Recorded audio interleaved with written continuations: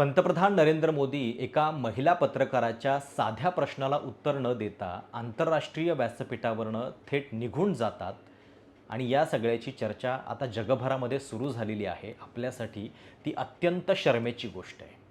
या देशातला गोदी मीडिया गेल्या 12 वर्षांपासून जे काम करू शकलेला नाही आहे, ते नॉर्वेमधल्या एका 22-23 वर्षांच्या महिला रिपोर्टरच्या एका साध्या प्रश्नानं करून दाखवलेलं आहे. आपल्याकडं पंतप्रधान मोदींना काय प्रश्न विचारले जातात मुलाखतीत? तर तुम्ही आंबे कसे खातात? तुमच्या खिशामध्ये वॉलेट असतं का? तुम्ही थकत का नाही आहे? पण हे प्रश्न नसतात, तर खरे प्रश्न काय असतात? हे नॉर्वेमधल्या या महिला पत्रकारानं दाखवून दिलेलं आहे. पंतप्रधान युरोप दौऱ्यावरती आहेत आणि त्यावेळी ही घटना घडलेली आहे.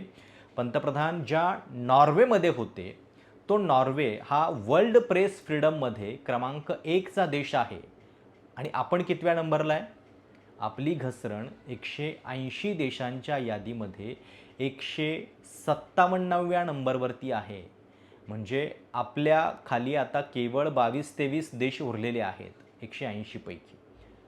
आणि अशा नॉर्वेमध्ये जिथं पत्रकारांच्या अभिव्यक्तीला सर्वाधिक आदराचं स्थान आहे, जिथं ह्युमन राईट्सचं फार जतन केलं जातं, त्या नॉर्वेमध्ये गेल्यानंतर पत्रकार आपल्याला प्रश्न विचारणारच याची कल्पना खरं तर मोदींना असायला पाहिजे होती. अत्यंत नाट्यमय प्रसंग काल घडलेला आहे. त्याच्यावरनं नंतर पुन्हा ज्या रिॲक्शन्स आल्या, पुन्हा आपल्या परराष्ट्र मंत्रालयानं तिथं पत्रकार परिषदेमध्ये ज्या पद्धतीनं काउंटर करण्याचा प्रयत्न केला, त्याचीसुद्धा बरीच चर्चा होती आहे. त्या सगळ्याबद्दल आपण बोलू.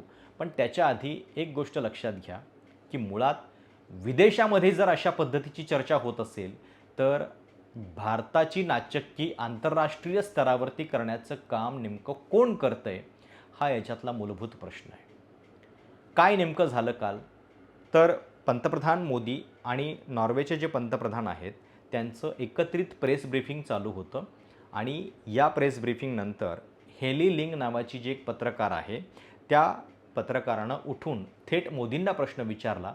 पण जणू काही घडलंच नाही आहे अशा आविर्भावामध्ये थेट त्याच्याकडं दुर्लक्ष करत पंतप्रधान मोदी हे तिथून निघून जातात. आणि त्याच्या पुढची एक गोष्ट लक्षात घ्या, की नॉर्वेचे पंतप्रधान नंतर काय करतात? मोदी तर निघून गेले, पण नॉर्वेचे पंतप्रधान परत येतात आणि पत्रकारांच्या प्रश्नांना उत्तरं देतात. त्यांच्यापैकी काहींना मुलाखतीसुद्धा देतात. त्यामुळं हा फरक आहे. आणि याच्या आधीसुद्धा जेव्हा इंदिरा गांधी नॉर्वेमध्ये गेलेल्या होत्या, तेव्हा त्यांनी तिथं सगळ्या पत्रकारांच्या समोर पत्रकार परिषद घेतलेली होती.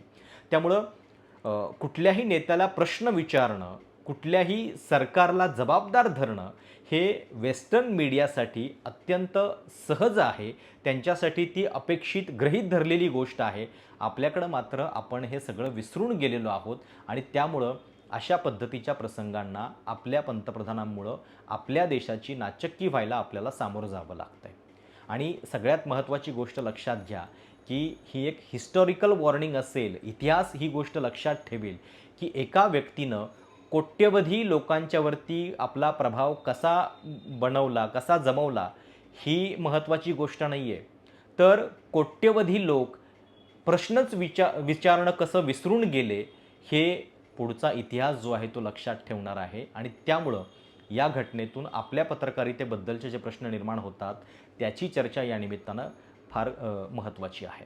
आता नेहमीप्रमाणे या महिला पत्रकाराला लगेचच ट्रोल करणं, तिच्या सगळ्या गोष्टी इतर शोधून काढणं हे सुरू झालेलं आहे. म्हणजे आत्तापर्यंत आपल्या पंतप्रधानांनी 2014 पासून ते 26 पर्यंत केवळ 2 वेळा पत्रकार परिषद ला ते सामोरं गेलेले आहेत आणि दोन्ही वेळा ते भारतामध्ये नव्हे तर विदेशामध्ये. 2015 मध्ये लंडनमध्ये आणि 2023ला व्हाईट हाऊसमध्ये पत्रकार परिषद झालेली होती. त्यावेळी मोदी उपस्थित होते. आणि हे पण का घडलं? कारण त्या तिथल्या प्रथा आहेत. जेव्हा तुम्ही विदेश दौऱ्यावरती असता, तेव्हा प्रश्नांना सामोरं गेलं पाहिजे एकत्रितपणे. ही तिथली परंपरा आहे. त्याच्यामुळं कदाचित मोदींना नाईलाजानं हे त्या ठिकाणी करावं लागलेलं होतं. आणि आता नॉर्वेमध्ये हा प्रसंग घडलेला आहे. म्हणजे खरं तर नॉर्वेमध्ये जेव्हा आपण जातोय, तेव्हा काय गोष्टींची चर्चा व्हायला पाहिजे होती? तर नॉर्वेमध्ये काय आपण त्या देशाकडनं देवाणघेवाण करत आहोत, सेमीकंडक्टरच्या क्षेत्रामध्ये विशेषतः आपली आणि त्यांची काहीतरी व्यावहारिक देवाणघेवाण होणार आहे, करार होणार आहेत, तर त्याची चर्चा होण्याऐवजी पंतप्रधानांच्या अशा उत्तरं न देण्याच्या गोष्टीची चर्चा होणं हे किती लाजिरवाणं आहे. आता याच्या आधीसुद्धा एक गोष्ट घडलेली होती. म्हणजे नॉर्वेचे पंतप्रधान या दौऱ्याच्या पार्श्वभूमीवरती जेव्हा पत्रकारांना डिनरसाठी आमंत्रित करतात, तेव्हा ते एक गोष्ट बोलून दाखवतात, की आता हा जो प्रसंग घडला त्याच्या आधीसुद्धा एक गोष्ट नॉर्वेमध्ये घडलेली होती. नॉर्वेच्या पंतप्रधानांनी काही पत्रकारांना भोजनासाठी आमंत्रित केलेलं होतं आणि तिथं त्यांनी भारतातल्या प्रेस फ्रीडमबद्दल आणि मायनॉरिटीजला ज्या पद्धतीनं वागणूक दिली जाते त्याच्याबद्दल केवळ नॉर्वेच नव्हे तर अनेक इतर युरोपीय देश चिंतित असल्याचं सांगितलेलं होतं. त्याच्याबद्दल जेव्हा मोदी येण्याच्या आधी एका पत्रकार परिषदेमध्ये आपल्या विदेश मंत्रालयाच्या अधिकाऱ्यांना प्रश्न विचारला गेलेला होता, तेव्हा त्यांनी प्रश्न विचारणाऱ्या रिपोर्टरला काय म्हटलं, की हे तुमचं लॅक ऑफ अंडरस्टँडिंग दाखवतं इंडियाबद्दलचं. मग त्याच्यावरती तो पत्रकार सांगतो, की हे आम्ही म्हटलेलं नाही आहे, तर ते आमच्या नॉर्वेच्या पंतप्रधानांनी म्हटलेलं आहे, तर तुम्ही त्यांना त्यांचं ज्ञान कमी आहे भारताबद्दल असं म्हणताय का? पण त्याच्यानंतर मग बरीच सारवासारव जी आहे ती विदेश मंत्रालयानं केलेली होती. त्यामुळं या सगळ्या गोष्टीची चर्चा आधीपासूनच नॉर्वेमध्ये व्हायला सुरुवात झालेली होती. आता या सगळ्या घटनेबद्दल या महिला पत्रकारानं काय लिहिलेलं आहे, prime minister of India Narendra Modi would not take my question. I was not expecting him to. Norway has the number 1 spot on the World Press Freedom Index. India is at 157th, competing with Palestine, Emirates and Cuba. It is our job to question the powers we cooperate with. म्हणजे एक प्रकारे भारत हा press फ्रीडमच्या बाबतीत कसा Palestine, Cuba आणि एमिरेट्ससोबत स्पर्धा करतोय हे सुद्धा तिनं त्याच्यामध्ये नमूद केलं. आणि आमचं काम हे प्रश्न विचारणं, जे देश आमच्यासोबत व्यवहार करतायत त्यांना प्रश्न विचारणं हे आमचं काम आहे, असं हेली लँग म्हणते. आता हा सगळा प्रसंग घडताना विदेश मंत्रालयाची अर्थातच पंचायत झाली. त्यांचं प्रमुख काम जे आहे, म्हणजे याच्या आधी परराष्ट्र मंत्रालयाचं काम काय असायचं, 2 देशांमधल्या गोष्टी सांभाळणं, करार सांभाळणं, संबंध सांभाळणं. पण इथं आपल्या पंतप्रधानांचा हा एक गुण सांभाळणं, उत्तर न देण्याचा, याची जबाबदारीसुद्धा विदेश मंत्रालयावरती आलेली आहे. आणि मग नंतर त्यांनी एक पत्रकार परिषद घेतली. या पत्रकार परिषदेमध्ये सुद्धा या रिपोर्टरला बोलवण्यात आलेलं होतं. ती तिथं उपस्थित होती. तिनं पुन्हा प्रश्न विचारला आणि यावेळी तिला उत्तर काय दिलेलं आहे बघा. प्रश्न असा होता, I am wondering as we strengthen our partnership why should we trust you. Can you promise that you will try to stop human right violation that goes on in your country, and also will the Prime Minister start taking critical questions from the Indian press at some point in the future? थेटपणे तिने प्रश्न विचारल्यानंतर आपल्या विदेश मंत्रालयाचे पदाधिकारी काय सांगतायत, तर त्यांनी योगापासून ते अगदी कोविडच्या काळामध्ये भारतानं काय काय केलेलं आहे इथपासूनचं ज्ञान पाजळायला सुरुवात केली. म्हणजे प्रश्न बाजूलाच राहिला. त्याच्याऐवजी भारत हा कसा समृद्ध देश आहे, म्हणजे एखादा निबंध लिहिल्याप्रमाणे उत्तरं द्यायला त्यांनी सुरुवात केली. त्याच्यावरती ही महिला पत्रकार त्या पत्रकार परिषदेतनं उठून गेली असा काहींनी अपप्रचार केला. पण नंतर त्या महिला पत्रकारानं सांगितलं, की मी केवळ एक कप ऑफ वॉटर आणायला गेलेले होते आणि माझा प्रश्न तो होता, की माझ्या प्रश्नाला तुम्ही उत्तर द्या बाकीचं सांगण्याऐवजी. त्याच्यावरती सुद्धा त्यांनी शेवटपर्यंत उत्तर दिलेलं नाही. म्हणजे हा सगळा नाट्यमय प्रसंग पंतप्रधानांच्या दौऱ्यामध्ये घडलेला आहे. आता आपण आशा करूयात, की या सगळ्यानंतर या महिला पत्रकाराच्या विरोधात ईडी चौकशी जी आहे ती होणार नाही आहे. म्हणजे सुदैवानं ती भारतामध्ये नाही आहे, नाहीतर तिच्या पाठीमागं या सगळ्या गोष्टी झाल्या असत्या. ती ज्या वृत्तसंस्थेमध्ये काम करते त्याच्या मालकांना सांगण्यात आलेलं असतं, हिला काढून टाका. तिच्या घराचं बांधकाम काही अनधिकृत झालेलं आहे का हे शोधलं गेलेलं असतं. तिनं आधी केलेल्या काही पोस्ट दाखवून ती कशी देशद्रोही आहे हे दाखवण्याचा प्रयत्न इथल्या लोकांनी केला असता. आणि याच्या आधीसुद्धा अमेरिकेमध्ये जेव्हा व्हाईट हाऊसमध्ये एक प्रश्न विचारण्यात आलेला होता, तेव्हा त्या पत्रकाराच्या विरोधात सुद्धा अशाच पद्धतीचं कॅम्पेन ऑनलाईन करण्यात आलेलं होतं. आणि आता तीच गोष्ट जी आहे ते याही पत्रकार महिलेच्या बाबतीत आपण होताना बघतोय. आणि या महिलेला उत्तर देताना भारतातली लोकशाही टिकून आहे की इथं इतके न्यूज चॅनल्स आहेत, त्यांची संख्या सांगून हे सगळं प्रकार झाकण्याचा प्रयत्न केला जातोय. पण मुळात न्यूज चॅनलच्या संख्येवरनं तिथल्या प्रेसचं फ्रीडम ठरत नाही. तसं तर मग उत्तर कोरिया आणि रशियामध्ये सुद्धा न्यूज चॅनलची संख्या जास्त आहे. पण ते केवळ नावाला आहेत. त्याच्या नावाखाली थेट दडपशाही केली जाते आणि मुळात आपल्याकडचे जी मीडिया आहे त्याच्यामध्ये एकदाही पत्रकार परिषद मोदींनी घेतलेली नाही आहे.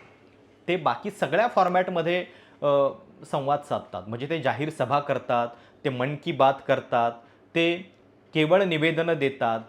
संसदेमध्ये सुद्धा ते भाषणं करतात, एकतर्फी भाषणं करतात, विरोधकांच्या प्रश्नांना उत्तर देत नाहीत. पण याला डेमोक्रेसी म्हणत नाहीत. ही लोकशाहीची पद्धत नाही आहे.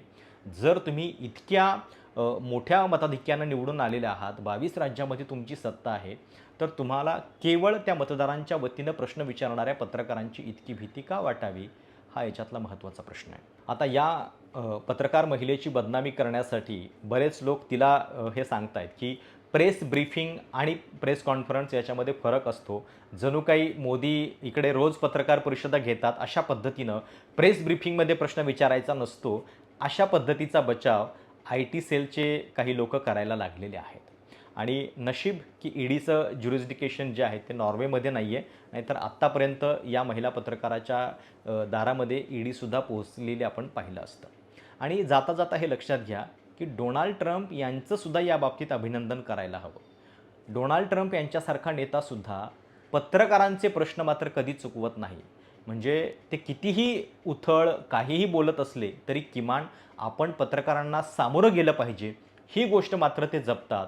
म्हणजे अगदी विमानात असतील, व्हाईट हाऊसच्या हिरवळीवरती जाता जाता कुठंतरी असतील, प्रत्येक वेळी जो कोणी पत्रकार त्यांना प्रश्न विचारेल त्याला ते उत्तर मात्र देतात. ते उत्तर कितीही तुम्हाला बिनडोक वाटलं तरी किमान पत्रकारांना ते टाळत नाहीत. ही गोष्ट मात्र इथं लक्षात घेतली पाहिजे. आणि या निमित्तानं आपल्या देशातल्या मीडियाचं जे स्थान आहे आणि त्याच्यामध्ये दिवसेंदिवस आपण प्रश्न विचारण्याची जी आपली एक मूलभूत गोष्ट हरवत चाललेलो आहोत, त्याच्याबद्दल सुद्धा चिंता केली पाहिजे. आणि त्यामुळं पुन्हा एकदा अपील की पत्रकारितेचं मूल्य समजण्याचा हा सर्वात महत्त्वाचा आणि कठीण काळ आहे. त्यामुळं स्वतंत्र पत्रकारितेला शक्य तितक्या पद्धतीनं तिच्या पाठीशी उभं राहणं हे आज आपल्यासाठी सर्वात देशभक्तीचं काम बनलेलं आहे. आपल्या चॅनलसाठी मेंबरशिपचं आवाहन आम्ही वारंवार करतोय. कृपया त्याला जमेल तशा पद्धतीनं प्रतिसाद द्या. इतर काही लोकांच्यापर्यंत ज्यांना ही मदत करता येईल त्यांच्यापर्यंत आपला व्हिडिओ पोहोचवा, हीच नम्र विनंती. मेंबरशिप कशी जॉईन करायची याच्याबद्दल एक सोपं काम आहे. जॉईन या बटनावरती तुम्ही क्लिक करा. त्याच्यानंतर जे 3 ऑप्शन्स येतील त्याच्यापैकी कुठलाही निवडा आणि त्या माध्यमातून स्वतंत्र पत्रकारितेसाठी तुमचा पाठिंबा जो आहे तो नक्की दर्शवत राहा. तुर्तास आपण इथं थांबूयात. पंतप्रधान मोदींच्या या वागण्याबद्दल तुम्हाला काय वाटतं? तुमची कमेंट नक्की कळवा. चॅनल सबस्क्राईब करायला विसरू नका. धन्यवाद.